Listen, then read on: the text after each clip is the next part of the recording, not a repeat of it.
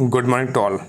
KP online nursing classes के अंदर आपका हार्दिक स्वागत है। आज अपन पढ़ने वाले हैं ब्लड से रिलेटेड जो डिजीज होती है, ब्लड से रिलेटेड जो भी डिजीज होती है उसके बारे में बात करने वाले हैं। तो ये एक इम्पोर्टेंट डिजीज को लेकर आ जाए हैं, उसके बारे में बात कर रहे हैं। देखिएगा, डिजीज का नाम है हीमोफीलिया। हीमोफीलिया क्या होता है? हीमोफीलिया उसके बारे में पढ़ते हैं।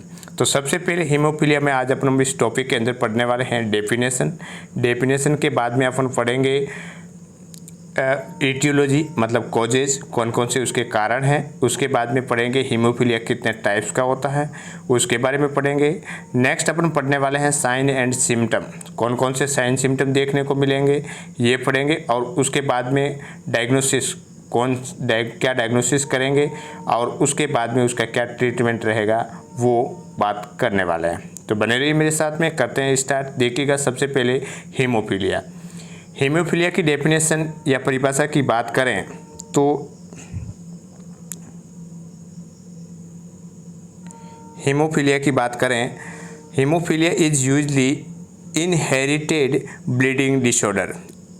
हीमोफीलिया क्या है कि haemophilia is a inherited bleeding disorder. ये क्या है कि इनहेरिटेड का मतलब क्या होता है? आनुवांशिक, मतलब जन्म दर जन्म। जैसे कोई जो पहले फर्स्ट जनरेशन को ब्लीडिंग डिसऑर्डर था, हीमोफीलिया था, तो उसके बाद में उनकी होने वाली संतान के अंदर जो ये डिजीज रहेगी तो उसको बोलते हैं inherited bleeding disorder in which the blood does not clot properly. तो इस हीमोफीलिया के अंदर क्या होता है कि प्रॉपर रूप से ब्लड का क्लॉट नहीं बन पाता है। तो ब्लड का क्लॉट बॉडी के अंदर नहीं बन पाएगा तो ब्लड क्या होगा कि बहता रहेगा। जैसे ही कुछ इंजरी हुआ या कोई सर्जरी हुआ तो क्या है, ब्लड बहता रहेगा। तो जो कोगुलेशन फैक्टर है वो होना बहुत ज़रूरी है। मैंने आपको पहले भी प्रीवियस क्लास के अंदर जो वीडियो बताया था उसके अंदर सम इम्पोर्टेंट कोगुलेशन फैक्टर के बारे में बताया था, ठीक है। तो हीमोफीलिया क्या है? एक इनहेरिटेड ब्लीडिंग डिसऑर्डर है और जिसके अंदर ब्लड का क्लॉट प्रॉपर रूप से नहीं बन पाता है, तो इसको क्या बोलते हैं? हीमोफीलिया। नेक्स्ट है this can lead to spontaneously bleeding following injury या सर्जरी। तो ये कैसे होता है? स्पॉन्टेनियसली, ये अपने आप होता है। ब्लीडिंग फॉलोइंग इंजरी या सर्जरी, मतलब कोई भी सर्जरी हो रहा है या इंजरी हो रहा है उसके बाद में जो ब्लीडिंग है वो अपने आप होती रहती है। तो ये हीमोफीलिया की कंडीशन के अंदर देखने को मिलेगा। नेक्स्ट बात करते हैं हिंदी के अंदर। देखिएगा, ये रोग रक्त स्कंदन कारक मतलब ब्लड क्लॉटिंग फैक्टर की कमी के कारण होता है जो जन्मजात कॉन्जेनिटल होता है। ये क्या है? जन्मजात है और इसके अंदर ब्लड क्लॉटिंग फैक्टर की कमी होती है, उसके कारण हीमोफीलिया होता है, ठीक है। अपन कोजेस के अंदर देखेंगे कि कौन सा ब्लड क्लॉटिंग फैक्टर है उसकी कमी हो जाती है जिसकी वजह से हीमोफीलिया होता है। नेक्स्ट अपन डेफिनेशन पढ़ ली। और इस रोग के अंदर, इस रोग में रक्त का थक्का नहीं बन पाता है। हीमोफीलिया के कंडीशन में क्या है? रोग का थक्का नहीं बन पाता है। नेक्स्ट अपन बात करते हैं एटियोलॉजी के अंदर है कॉन्जेनिटल डिसऑर्डर और दूसरा है deficiency of blood clotting factor number 8। कौन सा फैक्टर? नंबर 8 के अंदर क्या था? Anti haemophilic factor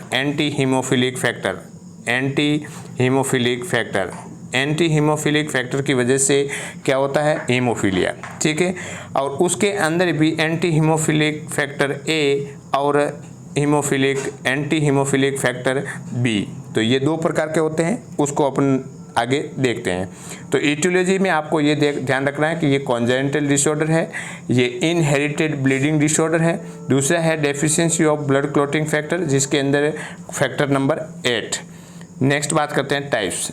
these are several different type of the haemophilia है, उसके बहुत टाइप्स होते हैं।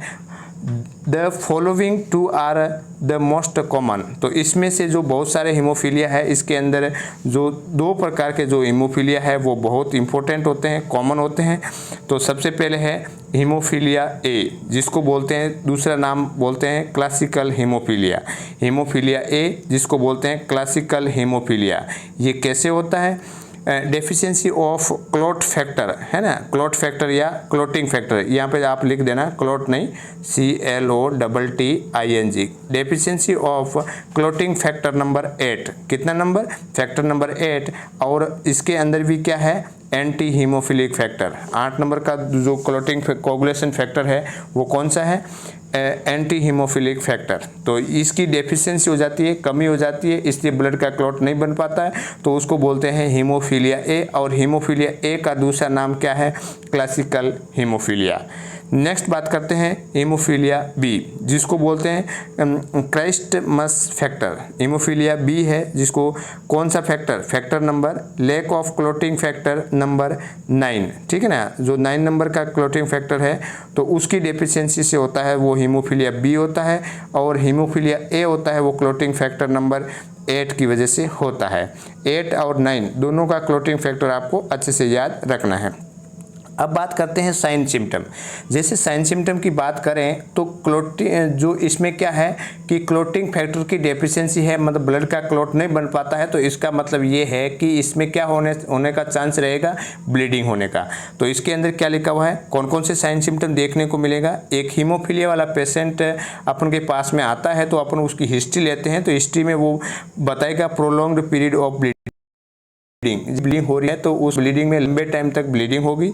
और bleeding into the joint, mostly जो ब्लीडिंग होती है वो जॉइंट के अंदर होती है। जैसे मूवमेंट करेगा तो जॉइंट के अंदर फ्रिक्शन होगा, घर्षण होगा, और उस घर्षण की वजह से सॉफ्ट टिश्यू के अंदर क्या होगी, ब्लीडिंग देखने को मिलेगी। Bleeding into the mouth and gum, mouth है, गम है, जो सुपरफिशियल म्यूकस मेम्ब्रेन है वहाँ से तुरंत ब्लीडिंग होने के चांस रहते हैं। Bleeding after having shot of vaccination, जैसे वैक्सीनेशन करने गए और वैक्सीनेशन के तुरंत बाद में क्या है, वहाँ पे कैपिलरीज रप्चर होती है, और कैपिलरीज रप्चर होने की वजह से वहाँ पे ब्लीडिंग स्टार्ट हो जाती है, ब्लड का क्लॉट नहीं बन पाता है। ब्लड इन यूरिन या स्टूल, तो जैसे बहुत बार देखने को मिलता है कि यूरिन और स्टूल के अंदर ब्लड देखने को मिलेगा। तो ब्लड इन द यूरिन के अंदर ब्लड मिलता है तो उसको बोलते हैं, एक मेडिकल टर्म के अंदर बोलते हैं हेमेट्यूरिया, ठीक है। और स्टूल के अंदर मिलेगा तो उसको बोलेंगे मेलेना, ठीक है। नेक्स्ट बात करते हैं frequency and hard to stop nose bleeds. तो इसके अंदर क्या है कि नोज ब्लीडिंग होती रहती है, फ्रीक्वेंसी मतलब बार बार होती रहती है, जैसे स्नीजिंग हुआ, कफिंग हुआ, थोड़ा सा प्रेशर पड़ा और ब्लीडिंग स्टार्ट हो जाती है। और दूसरा है hard to stop nose bleeds, मतलब कि नोज ब्लीडिंग हो रही है, उसको रोकने में, स्टॉप होने में बहुत टाइम लगता है। तो ये उसके साइन सिम्टम देखने को मिलेंगे। उसके बाद में अपन क्या करेंगे, डायग्नोसिस के अंदर इंपॉर्टेंट है, ब्लड टेस्ट करते हैं। और ब्लड टेस्ट के अंदर यहाँ पे लिखा हुआ है BT एंड CT। BT का मतलब होता है ब्लड ब्लीडिंग टाइम, BT का मतलब होता है ब्लीडिंग टाइम, और CT का मतलब होता है क्लॉटिंग टाइम। तो इसके अंदर क्या होगा, ब्लीडिंग टाइम और क्लॉटिंग टाइम, तो इसके अंदर है जो ब्लीडिंग टाइम और क्लॉटिंग टाइम देखेंगे। जैसे ब्लड का सैंपल लिया और सैंपल लेने के बाद में एग्जामिनेशन करेंगे, या ये जो प्रोसीजर है BT और CT का, तो इसके अंदर प्रोसीजर के द्वारा करेंगे एक ब्लीडिंग टाइम, मतलब ब्लीडिंग पेशेंट को कब तक हो रही है, ठीक है ना। वहाँ पे एक अपने स्लाइड लेंगे, उस स्लाइड से क्या करेंगे, वो टेस्ट करेंगे, ठीक है। ब्लीडिंग टाइम के अंदर क्या है कि एक नीडल लेंगे और उस नीडल से प्रिक करेंगे, और उस प्रिक को फिर बाद में देखते रहेंगे कि ब्लीडिंग है वो कितनी टाइम तक हो रहा है, ब्लीडिंग टाइम।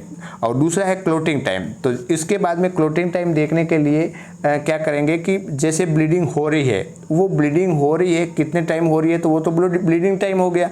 और क्लॉटिंग टाइम के अंदर क्या होगा कि ब्लीडिंग होते समय वो कितने टाइम के अंदर वो ब्लड का क्लॉट बनता है, उसको बोलते हैं क्लॉटिंग टाइम, ठीक है। तो ये BT और CT आपको थोड़ा ध्यान रखना है। उसके बाद में हीमोफीलिया वाले पेशेंट का क्या ट्रीटमेंट करेंगे, देखिएगा। Best way to treat haemophilia is to replace the missing clotting factor. जैसे जो अब्सेंट है, मिसिंग का मतलब क्या हुआ, अब्सेंट जो क्लॉटिंग फैक्टर है उसको क्या करना है, रिप्लेसमेंट करना है।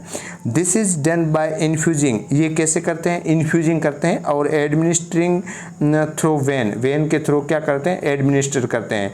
जो कॉमर्शियली जो क्लॉटिंग फैक्टर है वो कलेक्ट करके रखे जाते हैं लैब के अंदर, और जो डेफिशिएंसी होती है उसको लगाया, वापस आईवी रूट से क्या करते हैं, उसको रिप्लेसमेंट किया जाता है। तो हीमोफीलिया वाली कंडीशन है, हीमोफीलिया के अंदर फैक्टर नंबर 8, हीमोफीलिया जो फैक्टर नंबर 8 की वजह से करते हैं।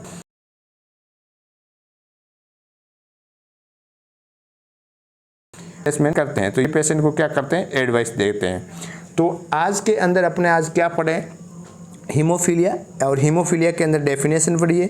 यहाँ से क्वेश्चन आपके कहाँ से आ सकता है उसके बारे में देखिएगा। सबसे पहले है कि हीमोफीलिया की डेफिनेशन क्या है, उसके बाद में ये किस टाइप का डिसऑर्डर है, ये कॉन्जेनिटल डिसऑर्डर है और इनहेरिटेड ब्लीडिंग डिसऑर्डर है। ये क्वेश्चन आपका आ सकता है, ये ध्यान रखना है, किस टाइप का, इनहेरिटेड ब्लीडिंग डिसऑर्डर या कॉन्जेनिटल डिसऑर्डर। उसके बाद में आपके क्वेश्चन है कि हीमोफीलिया ए और हीमोफीलिया बी किस कारक, किस फैक्टर की वजह से होता है। तो हीमोफीलिया ए होता है वो होता है एंटी हीमोफिलिक फैक्टर की वजह से, और हीमोफीलिया बी है वो होता है क्रेस्टमस फैक्टर की वजह से होता है, लैक ऑफ द, ये जो फैक्टर होते हैं उसकी कमी से होते हैं। बस ये तो आपको याद रखना है। दूसरा है साइन सिम्टम देखने को मिलेंगे। साइन सिम्टम तो यदि आपको डेफिनेशन मालूम है कि ये इस हीमोफीलिया के अंदर ब्लड का क्लॉट नहीं बन पाता है तो ब्लीडिंग से रिलेटेड साइन सिम्टम देखने को मिलेंगे। और उसके बाद में बीटी और सीटी की फुल फॉर्म याद रखना। उसके बाद में एडवाइस क्या करेंगे, पेशेंट को करेंगे replacement of missing clotting factor. ठीक है, तो आज इतना ही, धन्यवाद।